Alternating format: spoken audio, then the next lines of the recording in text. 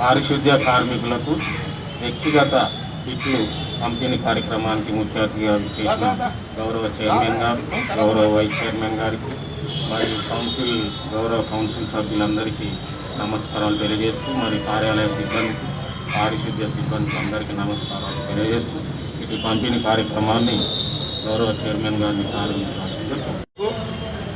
మీకు ఏమేమి వచ్చేటి ఉన్నాయో ప్రభుత్వ పరంగా, మున్సిపాలిటీ పరంగా వచ్చే ఏర్పాటు నేను ఖచ్చితంగా చేస్తా. మీరు మాత్రం నాకు ఒకటే సాయం చేయాలి. మీరు పని మంచిగా చేసి మున్సిపాలిటీ వాళ్ళు అంటే మంచిగా పని చేస్తారు. ఇప్పుడు నేను నిజంగానే చెప్తున్నా, మీకు చేతులెత్తి నమస్కరిస్తున్నా. మొన్న కోవిడ్లో రాష్ట్రంలో ఎక్కడ లేని విధంగా గద్వాల మున్సిపాలిటీ కార్మికులు పనిచేసిండ్రు. నేను నిజంగా మీ అందరికీ కృతజ్ఞతలు తెలియజేస్తున్నా. ఎందుకంటే ప్రజలే చెప్పిర్రు, ఎవరో మేము చెప్పినది కాదు. మున్సిపాలిటీ వాళ్ళు బాగా పనిచేస్తున్నారు, చాలా రోజుల తర్వాత మంచిగా పనిచేస్తారు. మీరు అట్లే పని చేయండి. మీరు ఎట్లా పని చేస్తారో మీకు వచ్చేటివి ఏమున్నా మున్సిపాలిటీ పరంగా నేను కానీ కౌన్సిల్ కానీ తప్పకుండా మీకు వచ్చే ఏర్పాటు చేయడం జరుగుతుంది. ఏమన్నా చేయండి. నాకు 1వ 2వ తారీఖు మాత్రం వాళ్ళు చెక్ వచ్చి లేదు అవన్నీ చెప్పకూడదు. 2వ తారీఖు లోపల వాళ్ళ జీతాలు వాళ్ళ అకౌంట్లో ఉండాలా. తర్వాత నేనైతే ఈరోజు కార్మికుల ముందు చెప్తున్నా, మీరు ఒకరో ఇద్దరు అధికారుల తప్పిదం వల్ల మీరు కూడా ఇమ్మీడియట్లీ చేస్తున్నారు.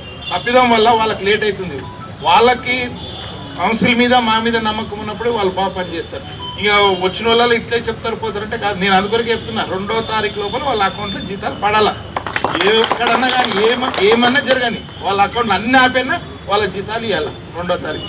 మనకి ఎందుకంటే ముఖ్యమంత్రి గారు కూడా చెప్పడం జరిగింది, 1వ తారీఖు 2వ తారీఖు లోపల వాళ్ళ కార్మికుల జీతాలు ఇవ్వాలా, కరెంటు బిల్లు కట్టాలా, లేకుంటే మిమ్మల్ని ఇంటికి పంపిస్తా అని చెప్పిందా లేదా కమిషనర్ గారు. కాబట్టి ముఖ్యమంత్రి గారి ఆదేశాలు మరి కౌన్సిల్ ఆదేశాల ప్రకారం మీరు ఖచ్చితంగా 1, 2వ తారీఖు లోపల జీతాలు ఎట్టి పరిస్థితుల్లో ఇవ్వాల్సిందిగా మిమ్మల్ని కోరుతా ఉన్నా.